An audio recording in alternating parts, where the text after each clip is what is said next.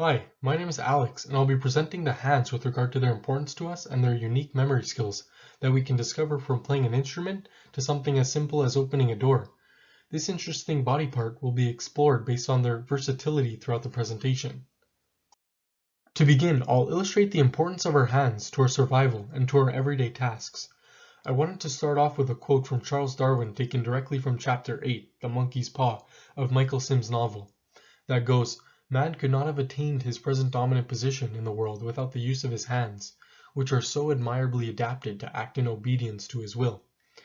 This is a very interesting quote, as Charles Darwin, the man who created the theory of evolution, understands how important our hands are, aside from the obvious uses we can think of off the top of our head, such as physically holding objects.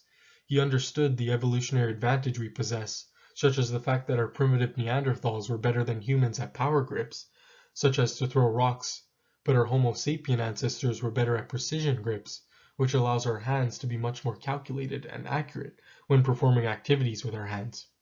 We intuitively change the position of our hands in very specific ways to do different tasks. For example, when we take a key out of our pocket, we grasp it between our thumb and index finger. But to insert the key into the lock, we hold it between the thumb and the side of the index finger. Similarly, to open a jar, we use what is called a disc grip, which may be alternatively used to throw a baseball. No one taught us how to hold things in this way, and we simply do it automatically, and this is what I find most fascinating, as it happens the same way every time.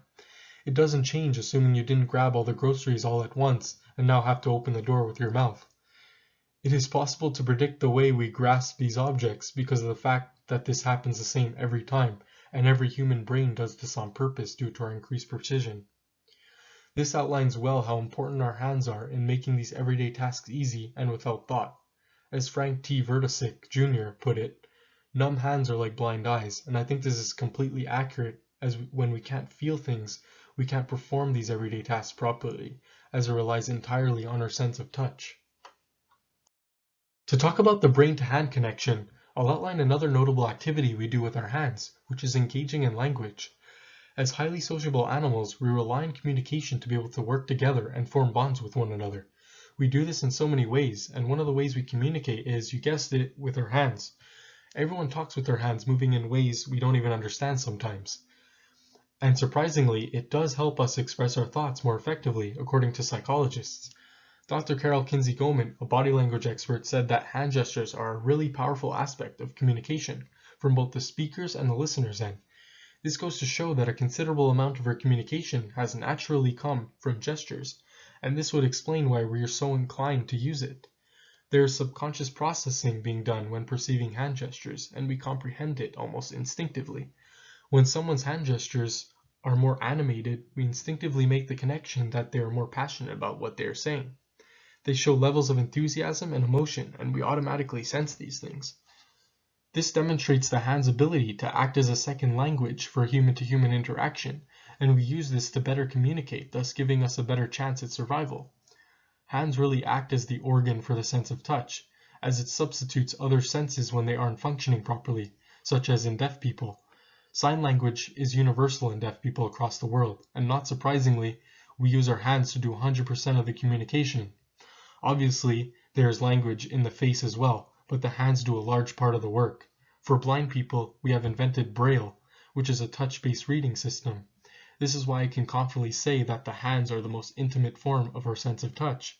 It is simply where we feel the most, and the area that is most directly connected to our brain. There is actually evidence to this intuition, as Wilder Penfield, an American-born neurosurgeon, created diagrams portraying the body with each area in proportion to the amount of the brain's cerebral cortex devoted to it. Penfield mapped all of the relative sizes and found that the hands took a massive amount of space on the diagram, along with the head, where the eyes and the mouth are located. This is to say that the hands take up a great deal of the brain's space relative to other body parts, and that the hands are one of the brain's biggest priorities. This is exactly why, in my opinion, our hands feel so closely connected to our brains. Now I'll explain the phenomenon of muscle memory, as everyone knows this if they've ever tried to ride a bike after years without doing so, to play a musical instrument, or simply the act of writing. Writing and playing instruments are very interesting representations of this phenomenon because they are done with the use of the hands. Over time and with continual practice, these actions can be performed almost automatically and without thought, and this is why we think of it as memory within our muscles. Our brain seems to not even be thinking about what we were doing in the moment. However, the memory does reside in our brain nonetheless, and it can alternatively be called procedural memory for this reason. As discussed earlier, the phenomenon of the hands having this memory within them may be due to the fact that they are massively prioritized within our brain. Muscle memory can be thought of as something you do physically that sometimes can't be fully explained without more thought being put into it. For example, one may be able to ride a bike perfectly, but they may not be able to explain the exact sequence of movements needed in order to cycle. This is another reason why it often seems unrelated to the brain's thought process. The reason why writing would definitely be a form of muscle memory is because we don't have to think about how to mechanically write each letter, it just works. And if you've ever tried to write with your eyes closed, you'll see that this works just as well. The letters will look identical, although it may not be perfectly straight. The same can be said about playing instruments, as many musicians can play with their eyes closed, and after a while, melodies and chord structures reside in their fingers rather than in their brains. Everyone experiences muscle memory, and it is often very noticeable when it is being activated as well. Playing instruments are one of the best examples, as the musician will notice the point where they are no longer hesitating or thinking about the notes being played. It is simply becoming natural, and almost like the instrument becomes an extension of your body. As a pianist and past clarinetist, I am familiar with the phenomenon of muscle memory and how it allows for ease in playing, whether it's in concert or simply pastime. When I first learned how to play the clarinet, I was 13 years old, and woodwinds were completely new to me. I started off by learning how to read sheet music, as you would with any instrument, because in order to play, you need to be able to read music. After years of practice, the notes came natural to me in my fingers, and I didn't have to think about what note corresponds to each fingering on the clarinet. After practicing a song for a long time, my fingers simply memorized each movement and placement of fingerings for that song. I couldn't tell you what each note was being played unless I thought about it and traced back the actual fingerings I was playing. It became easy to play with my eyes closed if I wanted to, and the instrument felt a part of me. This helped greatly in concert, as I wasn't glued to my sheet music in front of me, and I was able to play properly without having to read the notes at all times. If I needed to, I'd look at the paper, but usually it wasn't necessary as I had it all down in my hands, which improved my performance overall.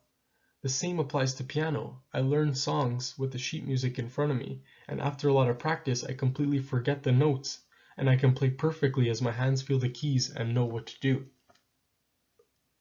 I still play songs on the piano that I've learned years ago without remembering the notes I'm playing. My hands and fingers remember how to move into the exact positions in the exact moment. I sometimes approach the piano not even knowing if I'll be able to play the song again, until I do, because it is 100% up to my hands to remember how to play the song. I find this so compelling, as it seems to be a mind of its own that can make our lives so much easier in reducing the amount of thought needed to do things with our hands, making humans even more efficient to gain the evolutionary advantage we possess.